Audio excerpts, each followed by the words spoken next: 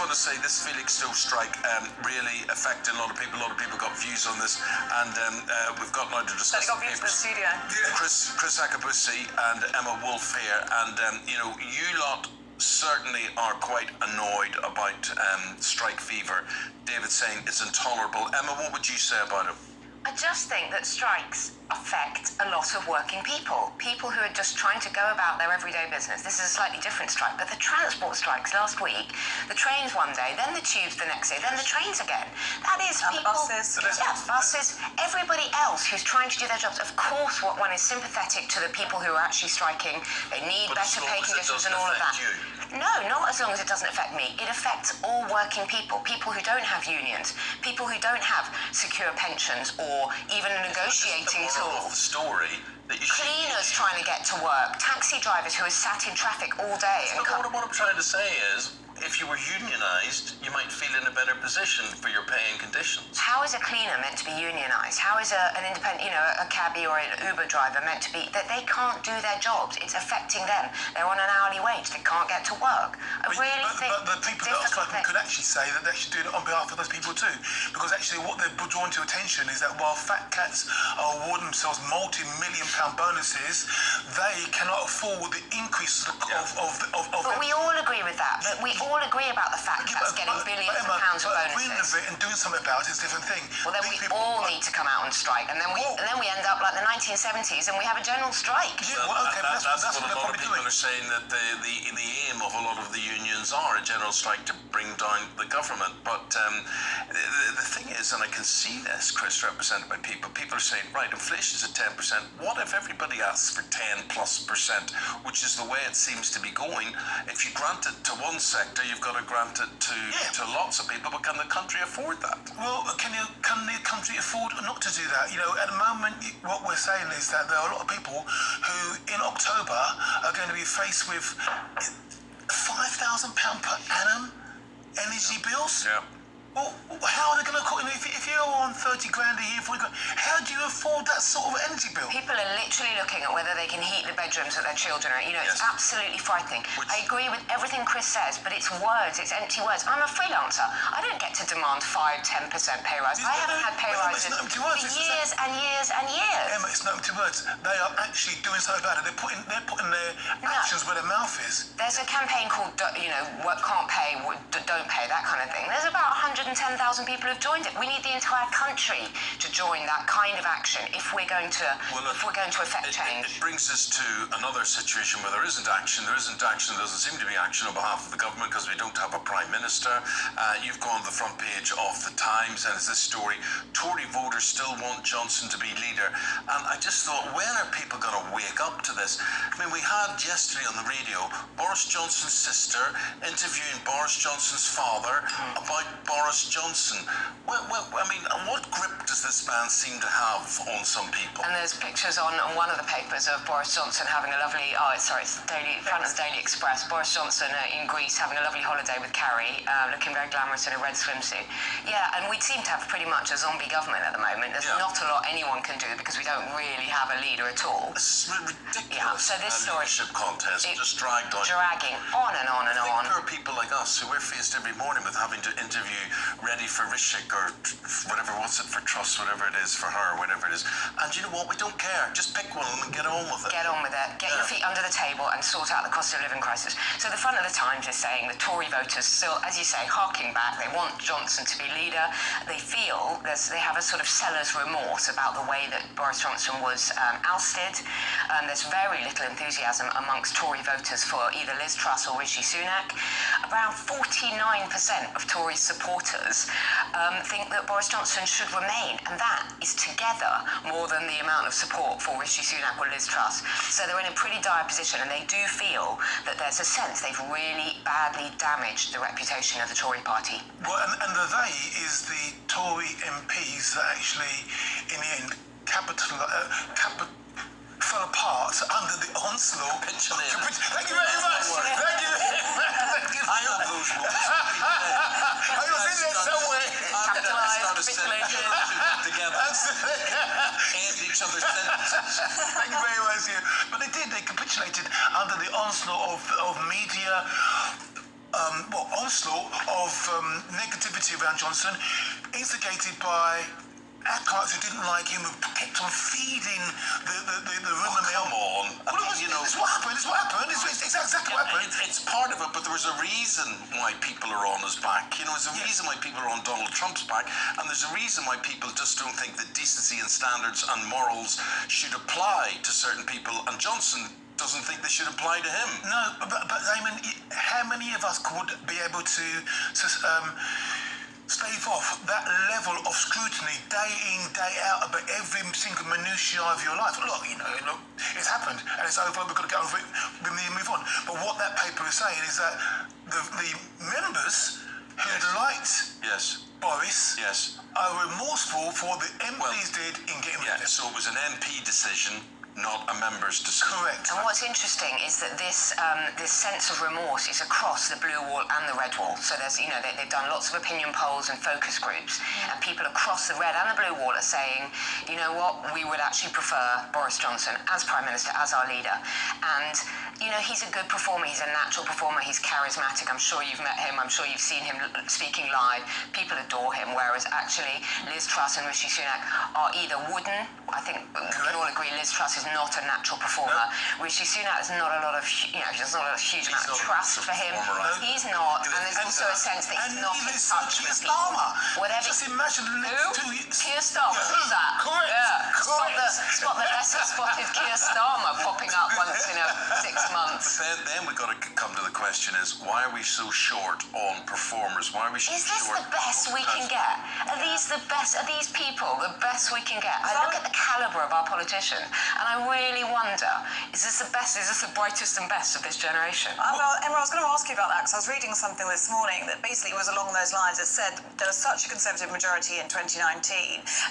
There's never really been a challenge, as we just mentioned, there's never really been a challenge to the Tory party in the past 3 years, and that is why perhaps these candidates are so lacklustre. They just haven't needed to step up to the plate. I think so. I think the lack of opposition has been a real problem, a lack of effective opposition. I mean, Gordon Brown stepping in the last few weeks has been like a relief, a sort of wonderful relief that somebody is standing up with some good ideas on the other side. The main opposition that will stand up to the government now, it comes in the form of unions, surely. They're the people that seem to be forming the opposition. And that's right. So what I want to say is, though, maybe we're going away from this sort of charismatic type of politician to someone like Richie, who's a technocrat, who you know is going to be over the brief, or apparently, I'm not sure if it's true, but Liz Truss is supposed to be a disruptor. She gets on with the job and gets stuff done. So maybe we're going from more substance from all that Maybe. Front page of The Sun, Chris. Tyson's hell as cousin is knifed to death. Boxing champ Tyson Fury spoke of his agony yesterday after his cousin was stabbed to death outside a bar. This was in Altrincham, which is part of Greater Manchester. Nice area, nice part of the world. You wouldn't be thinking that knife crime would be there on the streets, but this lad was stabbed in the neck at 3 a.m. in the morning. Really, really scary. Yeah, and look, I mean, my young daughter sort of 20 years ago was involved in an album which was about knife crime, and so knife crime has been over the United Kingdom for the last 20 years at least, and apparently what happens here is Rico, I forgot Rico's surname, but Rico is Tyson's cousin. Rico Burton. Thank you very much. Yeah. He was watching the fight, Joshua versus Usyk, went to another pub, got into an altercation, decided to have what's called a straighten up. This is a new language for me. A straightener is, let's go outside and talk about it. Well, we had those in our day, let's go outside and talk about it. In the old talking about it, he was overcoming the chap, and the chap stabbed him in the neck. Chris, scary, scary, scary. It is.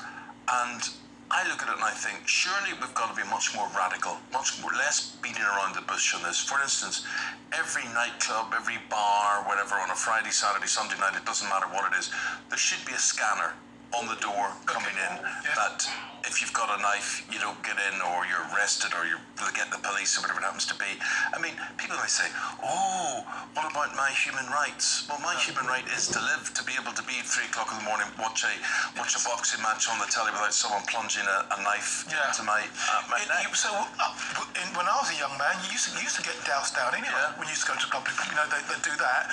And it wasn't knives people took around then, it was the bottle. So you'd get a glass, and you get glass, wouldn't you? And okay, that might give you a little bit of blood, but you're not going to get life-threatening illness. So I mean, look, I think you're right. I mean, I do think you're right. But it's not just in nightclubs; it's in the streets. I mean, that we talked about 2 weeks ago. Thomas O'Halloran. A poor man. That poor guy, a pensioner. Now, I don't know what led to that. 87 years. 87 years. So, whether you are 87 or 17, you can be involved in this sort of... we can reduce it, and I do think you should be scanned going into pubs and nightclubs. I agree with you. I agree with you 100%. Okay, what have you got next? Emma, we're talking about care home crisis in The Guardian. Let's talk about that. Yeah, this is a really shocking report from The Guardian. This is over thousands of vulnerable people who've been left suffering with really terribly inadequate care, and this really comes down to severe staff shortages. In up to 3/4 of care homes in England just don't have enough staff.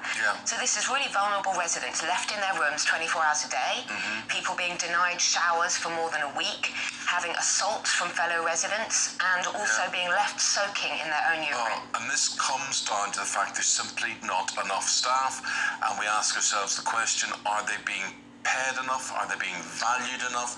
What do we do to actually say it is a really important job? It is a really important job. Well, they're not being paid enough. They're not being paid enough. Minimum wage, And I think this does go back to the last 2 years. If you remember, it was the care home staff who were ejected from their jobs if they didn't apply to the mandates or the legislation around vaccines. I'm not sure if we're allowed to say that, but so they were ejected, and many of them who weren't being paid anyway found that they were out on their ear, and they found actually they can get more money doing anything. Going to work for Amazon. They're being paid shockingly low, and it's the people in society, if any of us who have elderly parents or who have disabled relatives or who know people in care homes, these are the people that matter. It's the same thing with the beginning of life and end of life care. Nurses are not valued. Midwives are not valued. They bring people into the world. The people who hold your father's hand when he's dying in hospital, those nurses, people in care homes, it's the most amazing job, and we are paying these people. And we don't value them. We don't care. We don't hold them up as heroes. They're not even prioritised in the way that the NHS, that we clapped for them, and they're valued as heroes. People working in care homes are really at the bottom of the heap, and I think they do some amazing work. But yet we do idolise people who appear on reality shows, people who are influencers on footballers. They're paid vast sums of money, and you can say what you like about money, indecently vast, and you say what you like about money, but it is the thing that people need and want, and that it does equate to value. If someone else is being paid hundreds of thousands of pounds a week, and you're getting £7, £8, £9 an hour, and for doing the most important intimate care, washing someone's body, helping an elderly person into the shower, feeding a disabled person. I think this work is so beautiful and so important. We need to turn it around. We need to put these people top of the tree. And we need to value them when they're there, and not give them ultimatums and kick them out of the job. We sacked so many of these care workers over the last 2 years because they didn't comply to the vaccine. Guys, I want to get your opinion here on this cost of living idea. So Front Page Express, get paid to turn off your washing machine.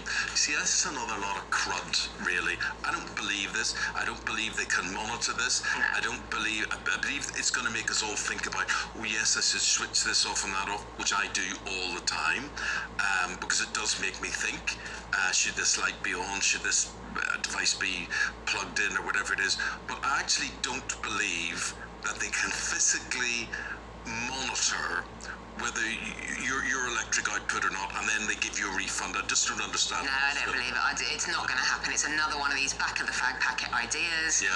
Apparently, this is a National Grid chief who want people with smart meters. So again, it's not everybody. It's To the get people you on a smart meter. with smart meters will be monitored between Which sort of gets them more money. 5 to 8, and as you guys were saying earlier, some people need to put need to come home from work and maybe put those appliances on. So it's the power hungry things like washing machines, tumble dryers, which by the way we shouldn't be using because they're very power hungry. But things like computer games apparently very power hungry as well. Turn those off between 5 to 8. I think it's a good thing in terms of making us think about turning things off, unplugging things, all of that, because we do use too much power generally as a nation. Do you think about turning things off? I do, because my dad used to say to me, why are all, he used to say to all of us, why are all the lights on? You bloody, this is enough light to sink the Queen Mary or He lived something. through the 70s when this was a real power. He was born in 1927. He knew about the cost of whatever it was, the cost of plugging something in. Do you think about turning things off, Miss Ellie? No, I'm very bad. I worry about leaving my straighteners on and my curlers on all the time. I'm very bad. What about you, Chris? No, so I turn the lights off and I close the doors, but I leave all my plugs in, whether the appliance is in or not. Yes. So the plug will be there, ready for when I come and I and stick it all on. I would never ever think of taking out all the plugs because my appliance is not there. Would you not turn it off at the socket? No. I would turn it off at the socket. I wouldn't take the plug out. I'd just turn my phone charger. I'll turn it off at the socket if I'm not charging it. No, it never says turn off the lights when I go out because of course I don't need the light if no one's in there. But the idea that I'm going to turn off this and then Sockets and appliances, I hate to tell you, I'm about to pull your plug. Right now, Chris and Emma, they're going to be back in 40 minutes.